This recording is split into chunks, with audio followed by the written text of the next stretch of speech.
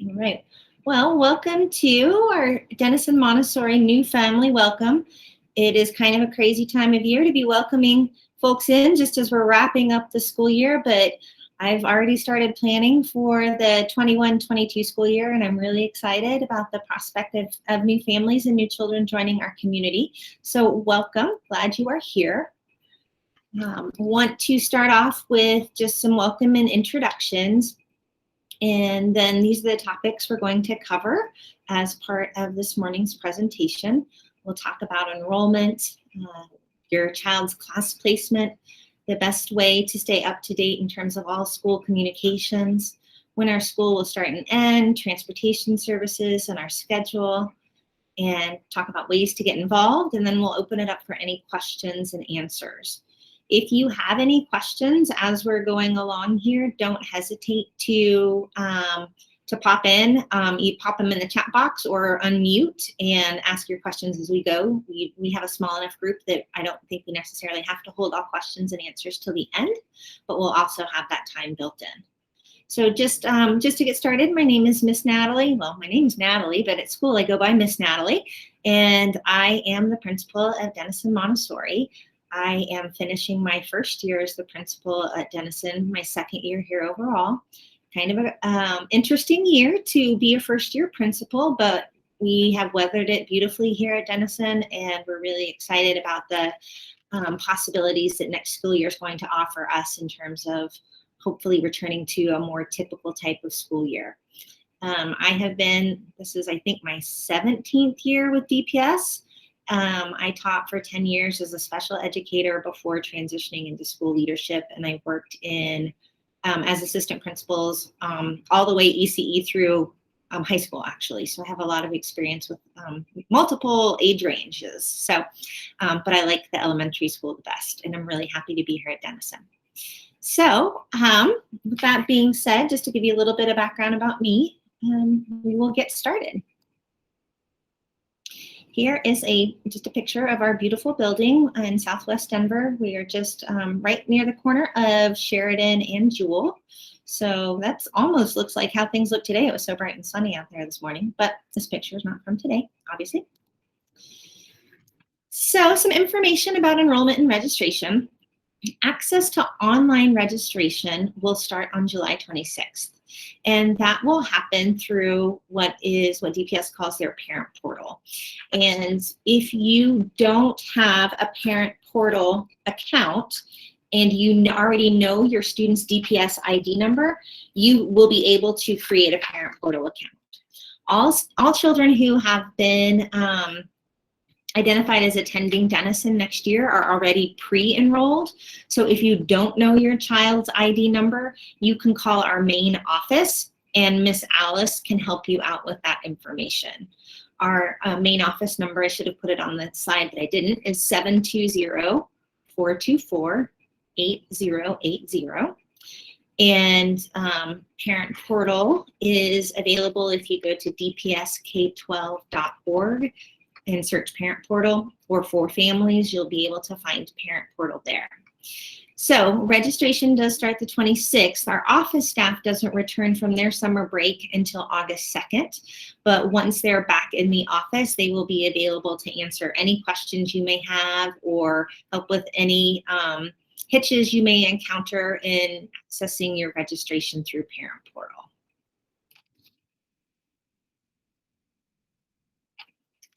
Class placement. So we work at Denison to try and provide students with a balanced classroom experience. What we mean by that is we try to make sure that the girls are fairly equal in terms of boys and girls, students who may be learning English as a second language versus students who are not learning English as a second language, students who are supported by an IEP, students who are not supported by an IEP, so that each classroom is a very well-rounded community. And this is really important since children are with that community for 3 years. So this takes a lot of work and thinking on our part. And we will be sharing the class rosters in August once we have returned from break. And I will I send them out or send links out to them through Flyer Connect, which we'll talk about in just a moment. And they also should be available through Parent Portal starting in August as well. So once you get that account through Parent Portal set up, it can help you access all types of information about kind of the nuts and bolts things around school. So we'll have those class lists available for you in August. So for primary, for our new ECE and kindergarten families, we have 6 primary teachers. So your child will be with one of them as they start their time here at Denison. Communication. So we use an app, and that's what this little paper airplane is. It's called Flyer. And Flyer is available for free in your phone's app store, regardless of what type of phone you use. So if you just search Flyer and then look for the little icon that looks like the paper airplane, you will be able to get the app that we use to send out our communication. Once your child is officially enrolled in Denison and we have your email information too, you will also receive updates via email in addition to the app, if that is what you mark as your preference in the fall. The app works with DPS's internal databases, and so we'll pull that information from there. And so if there is, it's really important that when you register, you make sure that everything is correct and accurate so that we will be able to communicate with you in that way. We also post updates on Facebook, but usually you'll get more details through Flyer. We use Facebook for just shorter updates or to share community events or pictures or just information about things that are happening at the school. We also do have a Denison website. However, I will be honest in that it is probably not as up to date as it could be at times, and that is because I get to update it and sometimes I forget. So I try my best to keep it up to date, but mostly send the information out through Flyer and Facebook at this time. Hopefully we'll get better with the website next year. All right. Now some information just about the nuts and bolts of the school year. So next year we will be having a school day that runs from 9:10 in the morning to 4:10 in the afternoon. There may be a little bit of difference for ECE families, as oftentimes we have them come just a little bit later, so maybe 9:20, but we'll communicate that definitively in August. And that is just to make sure all of our ECE and kindergarten students have to be signed in and signed out by an adult at their, they have to be signed in and out by an adult who's listed in our computer database system as one of their emergency contacts, and then they have to be signed out at the end of the day as well. So that takes a little bit longer, and just to try and offset some of the parking issues, since we don't have a lot of parking available right around the school, we often will start ECE and kinder just a little bit later than that first bell time. But as I said, more information with the exact specifics about that will come out in August. This is a change in bell time for us for next year, which is why we don't have all of those details hammered down just yet. We encountered this year in response to planning for school and COVID, probably at least 3 or 4 bell time shifts over last summer leading into this year. And so that's why we're just kind of waiting to make sure we have the most up-to-date information rather than telling parents multiple things that change multiple times over the course of the summer. But I'm pretty confident these core bell times will stay the same, and this will be the school day next year. Breakfast is available for students before school. We are waiting for information from DPS as to whether or not our children will be able to eat in our multi-purpose cafeteria, or if they will continue to need to eat breakfast in their classrooms next year, just like they did this year. But breakfast is available to all students before school. And then, as I already mentioned, we'll share more specific times in August so folks know exactly when they need to be here. And as I mentioned already, some of this will be dependent upon the information we receive from DPS late in July, early in August about what, if any, of the COVID protocols we've had to implement this year will remain in place for the 2021 school year. So if you are interested in exploring transportation or the DPS bus service for your children, there is an opt-in process. And if this is something you are interested in, I can drop this link in the chat box a little bit later when we get to the question and answer section of our presentation today. But DPS is still working to determine the final routes and how many children will be on the bus. And so they have asked families to opt in to help in their planning so they know how many children that they are planning to provide transportation to and from Denison for. And they've asked students and families across the district, this is not unique to Denison, but they've asked families to opt in just so they know who will be relying on transportation next year. There is also a link I can drop in that helps you determine if your child is eligible to receive or participate in DPS's yellow bus transportation. So as a Montessori school, one of the things that's really important to our classrooms is that we have a Montessori work period every morning. And so what that means is once the children enter the school, and especially with our ECE3 students just joining us for the morning, they will have that work time in the morning. We try to make sure that that is uninterrupted so that the students have opportunity to receive lessons from their teachers, select works that they have received lessons on from their teachers, and practice the skills that, that they are working on in their own classrooms. So that means typically we will not have our specials, which are PE, art, music, and we're switching from a tech class to a STEM class next year, which I'm really excited about. That will be for our kinder through 6th grade students, not our ECE students. But we really try to maintain those specials in the afternoon so our students get an authentic Montessori work period every morning. Also, our children who are here all day have an hour daily for lunch and recess. That's a little longer than many other elementary schools, but we just really believe it's important that children have the opportunity to play and move every day. And so that's why we have a longer lunch and recess period for our children. This year, all our children have had to eat inside their classrooms as part of our COVID protocols.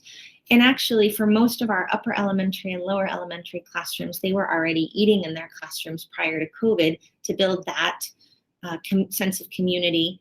But our primary children often ate in the lunchroom. And so we don't know what that's going to look like just yet, but we do know that our children will continue to get that hour for lunch and recess.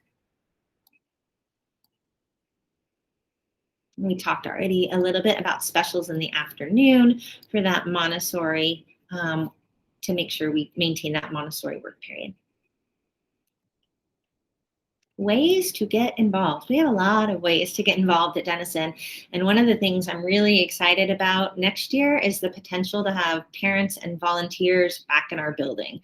That's something that has just been really challenging this year, and not getting to connect with families in the same way that we did in during the 1920 school year.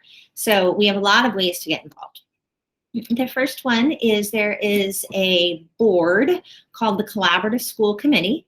The Collaborative School Committee is made up of parents, teachers, paraprofessionals, community members, and they really help with the big picture planning and thinking about the school in terms of our improvement plan and what areas we need to address to make Denison the best school it can be. And then it also is involved with the school's budget and allocation of funds for our school. It meets once a month, most months. When we're in budget season, it meets more frequently, sometimes 2, maybe 3 times a month, just kind of depending on the budget decisions that have to be made. And we meet in the evenings usually around 5 o'clock, and try to complete our meetings in around an hour. So it's not a huge commitment in terms of time. And if folks are interested in kind of that bigger picture, school planning and budget piece, then it's a really interesting way to get involved.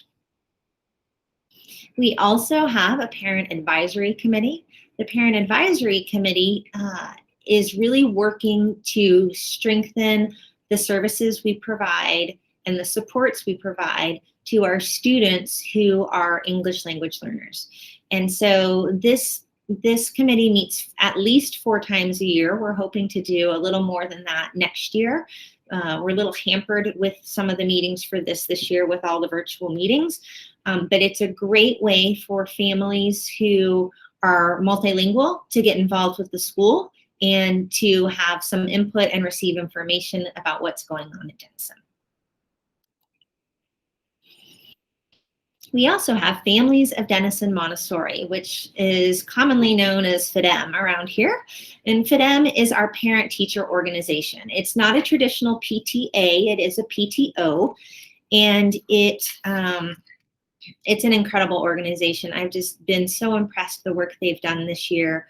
We had a lot of families graduate from FIDEM or from Denison last year, and so we had many new more board members, and they just really kind of took on the challenge and have done so much for our school this year, even virtually.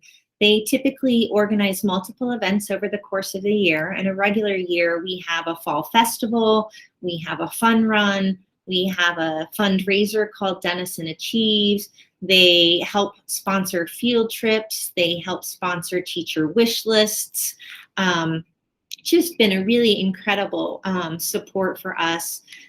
This year, we had a virtual Denison Achieves event, and we were hoping, we had set maybe a little bit lower goal because we just didn't know what to expect for our fundraising this year, but they were able to double their goal for fundraising this year. So it was really exciting, and I'm just really appreciative of the work they've done. I also have this linked here and can drop that link in the chat box here in just a few minutes if you are interested. So FDM is a great way to get involved. I need to talk about some of these things. Oh, I forgot though. We have just launched, I'm really excited about the garden committee. We just launched our garden committee. We have a beautiful garden on the south end of the school that has been a little bit neglected over the last year and a half with COVID and people just not being able to come to school and volunteer. And so we have a parent who is working in conjunction with them to get our garden back up into tip-top shape. And so they've been working on it weekly with volunteers, and we actually planted a new tree outside yesterday, which was really exciting. So some good work with the garden committee, and that's a great opportunity for children to get out and learn about planting and harvesting and garden maintenance, and teaches them so many things. So just really excited about the return of our garden committee. And we also have the Denison Street Team. So the Denison Street Team is a group of volunteers that is working to ensure the safety and security and well-being of our students. And so they really are working to try through direct action to volunteer for Denison. So some of the things that they do might include crossing guards, walking the building at the end of arrival just to make sure all the doors have been properly shut and look safely latched, helping children get to school, those kind of things. So I have an email for the Denison Street Team as well, if that is an opportunity that sounds of interest to you. So lots and lots of ways to get involved at Denison. Also hoping to, didn't put this on the slide just because not really sure where this stands. But as I mentioned previously, hoping to be able to get parent volunteers back in the building. And there are always different ways to get involved with your child's classroom, whether it's coming to read with children, whether it's serving as a room parent, just many ways to get involved within the building if we can get folks other than staff members and students back in the building next year. So I've got my fingers crossed for that. So that is all the information that I had planned to present, and I'm sure there might be things that you're thinking of that I didn't think about adding to my presentation. So very willing to take any questions that may be sitting there stirring around in your brain at the moment. So if there are questions, feel free to unmute and ask. I was wondering if you guys have an idea of when the first day of school will be. How could I not have said that? I do know when the first day of school is. And it's a little bit different for ECE 3 than ECE 4 and kindergarten. So kindergarten and up, so K through 6, will be starting their first day of school on August 23rd. And then, because our primary classrooms are multi-age classrooms, we phase in the 3-year-olds and the 4-year-olds. So we get the kindergartners to come in first, reacclimate them to the classroom, get them set up to be the classroom leaders that first week, and remember all the things that the kindergartners the previous year helped them with when they were in ECE. And then the second week, August 30th, we start adding 3-year-olds to the classroom. So we add 2 to 3 3-year-olds to each classroom each day that second week of August 30th, with the goal of having all the 3-year-olds added to that classroom that second week of school. Then we have our 4-year-olds join. And so the teachers will be sharing more information about specific dates and times for that phased in approach for our primary children when we get back to school in August. So I don't have an exact start date for 3s, but it will be the week of August 30th. Okay, cool. That's helpful. Thank you. You're welcome. Any other questions that you're thinking of? And then for half day, EC 3, do they receive a snack, or is that up to the parents to pack? Yes, yes, they will receive a snack during the morning. They'll also have access to breakfast.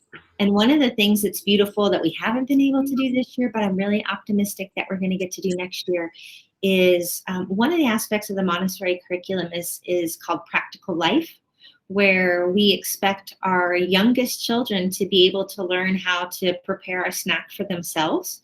And so it is not unusual for the classroom to have snacks available to the children, and they can choose what they want, and then they select it, and then they're responsible for cleaning up and using real glassware and real plates, not paper products, just teaching children how to be responsible and care for themselves and their classroom with really nice materials. So hopefully they'll be able to do that. We didn't get to do that part this year of Practical Life, but I'm hopeful we will next year.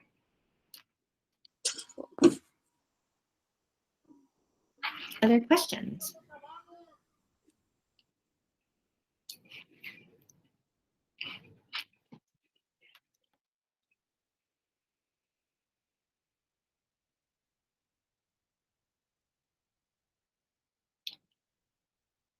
Well, I am willing to stay on the line a little bit longer if you have any other questions, but if there aren't any other burning at the top of your mind right now, we can wrap up today's session.